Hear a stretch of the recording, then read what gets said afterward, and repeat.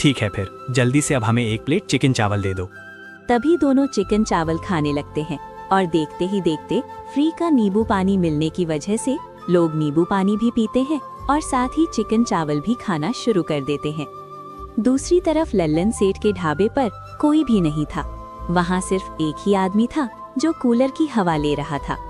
ये देखकर लल्लन सेठ उससे कहते हैं, अरे मोटे हाथी, छोटे हाथी, एक थप्पड़ पड़ेगा ना तो जगह जगह रोता फिरेगा।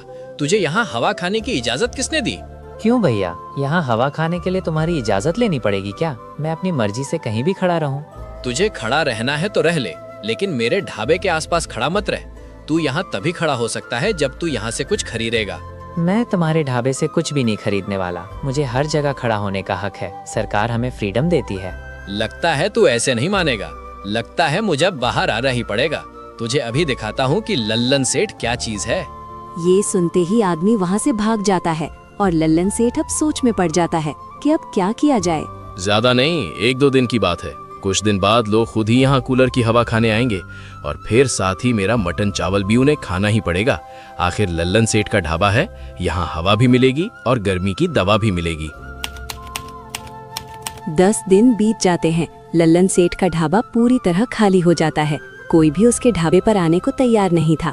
मटन चावल तो कोई नहीं खा रहा था, लेकिन कूलर बिजली का बिल जरूर खा रहा था। अब तो बहुत हो गया। 10 दिन बीत गए लेकिन मेरे ढाबे पर कोई आने को तैयार ही नहीं है। पता नहीं ये गोपाल का बच्चा ऐसा क्या कर रहा है।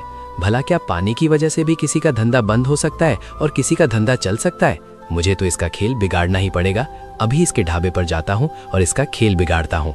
ठीक है फिर, जल्दी से अब हमें एक प्लेट चिकन चावल दे दो।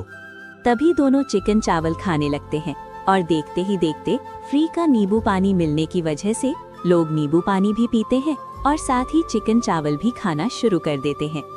दूसरी तरफ लल्लन सेठ के ढाबे पर कोई भी नहीं था। वहाँ सिर्फ एक ही आदमी था जो कूलर की हवा ले रहा था। ये देखकर लल्लन सेठ उससे कहते हैं, अरे मोटे हाथी, छोटे हाथी, एक थप्पड़ पड़ेगा ना तो जगह जगह रोता फिरेगा। तुझे यहाँ हवा खाने की इजाजत किसने दी? क्यों भैया, यहाँ हवा खाने के लिए तुम्हारी इजाजत लेनी पड़ेगी क्या? मैं अपनी मर्जी से कहीं भी खड़ा रहूं। तुझे खड़ा रहना है तो रह ले, लेकिन मेरे ढाबे के आसपास खड़ा मत रह।